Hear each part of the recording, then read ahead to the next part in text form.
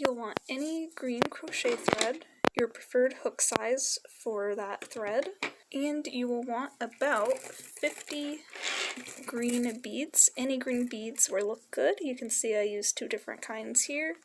These were 7mm beads, and these were 6mm beads, but I think going bigger or smaller would still look very, very cute.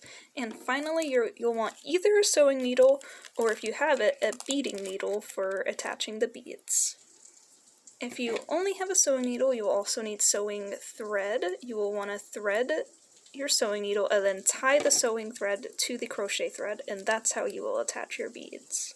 I will be using this handy dandy beading needle. You can see I've just got it thread directly onto my crochet thread, and then you just want to go ahead and start picking up all of your beads. Once you get good at it, you can probably pick up more than one at a time, but about 50 beads. Go ahead and pick them all up and meet me back.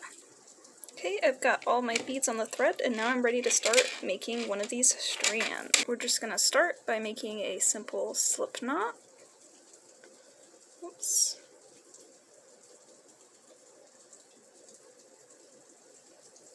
And there is our slip knot.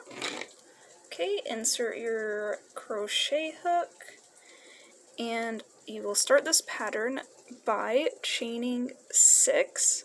So 1, 2, 3, 4, 5, and 6.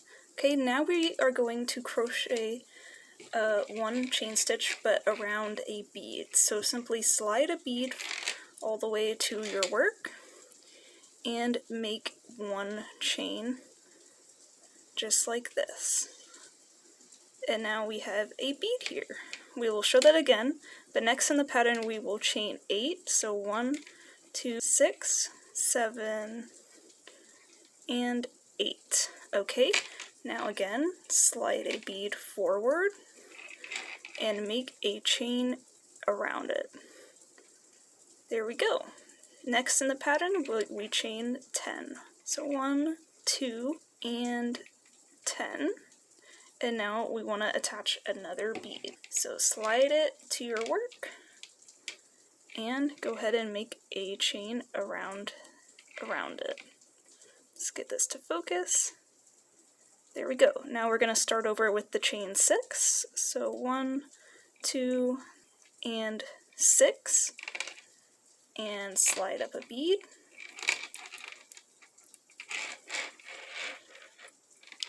And make a chain around the bead. Like this. Okay, you can keep going until it's as long as you want. I like to do 4 to 6 beads per strand because I like different lengths. Once you have as many beads as you like, go ahead and chain 1 and 2. And now we are going to slip stitch back. So I have 1 slip stitch before the weird bead one, so that'll just be like normal. Here's that slip stitch. And now we will also slip stitch in the bead one as well, just like normal. And then we'll go in the next one, just slip stitching back. These all look pretty normal. I will show you another time slip stitching in the bead in the next one though. You can just skip forward 10 seconds until you get there if you don't need to see all of this. We're almost there though.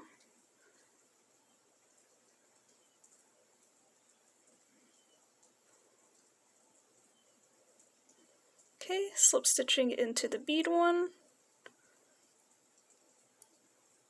Oops, I lost it. Okay, there's the slip stitch around the bead one. And then here is one more normal one. And then we'll fast forward. Once you're back to the top, go ahead and fasten off. Pull this through.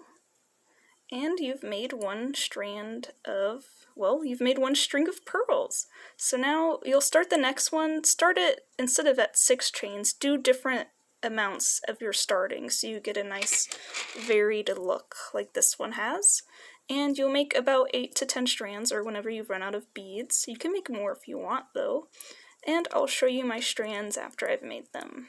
Okay, here I have 10 strands. I have 6 with 5 beads, 2 with 6 beads, and 2 with only 4 beads. And you can see how I've started the first bead after a different amount of starting chains on all of these. Some after just 2 chains, some after 10 chains.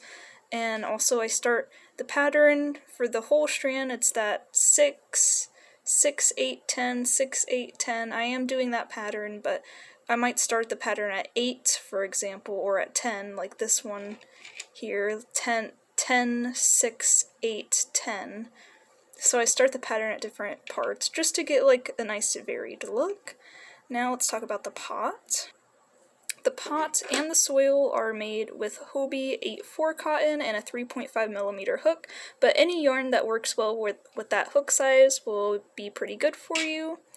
And if you want a whole video tutorial for the pot, just let me know in the comments, I'd be happy to make it. But here's just the written pattern for the pot, and then here is the written pattern for the soil. So go ahead and make those, and I'll show you how to attach. So I will just be using my hook to insert strands through the middle of the soil, and I'm going to go ahead and insert 5 strands just like this through the middle of the soil, so go ahead and do that. Let's show that again. Picking it up, grabbing the 2 loose ends, and just pulling them through the middle of the soil just like that. Okay, so once you've got 4 or 5 pulled through how you want them, I like to turn it over, and I like to go ahead and make a few knots with all those loose threads and with the brown thread. So I will be making 3 or 4 knots. Let's see how I feel. There's 1 knot and 3 knots. Okay. Now I would go ahead and pull the rest of these through. So let's do that. Here's just an example of that real quick. We're just taking those 2 strands and pulling them through the middle still. So do that with the rest of yours. Okay, I have pulled the remaining strands for the middle, and then on the back here are the ones I just pulled through, and here's the ones from earlier. And now I'm going to set this down and tie a lot more knots, at least 4. Okay, so I've tied like 5 knots here. That should be secure, and if you followed the soil and pot recipe, pattern, you'll want to do a little bit of counting while you're sewing the soil to the pot. So basically, we're going to be counting to 4, and on the 4th one you'll have to go through the same brown loop as you did before. So let's just show that real quick. So here is gonna be 1, and then we'll go through. This will be 2. Okay, now let's do 3. So a new white and a new brown loop. Okay, and on the 4th one, you will be going through a new white loop, but you'll be going through the same brown loop you went through on the previous stitch. And then you'll start back over counting until you get to the 4th one where you do that. Okay, and then once you get tighter, I like to start stuffing the pot with some scrap fabric, just like this, and then finish sewing. And we're done! I hope you liked this video. Please let me know in the comments if you have any feedback, or if you would like to see a video tutorial for the pot. I would be happy to make that next. Bye!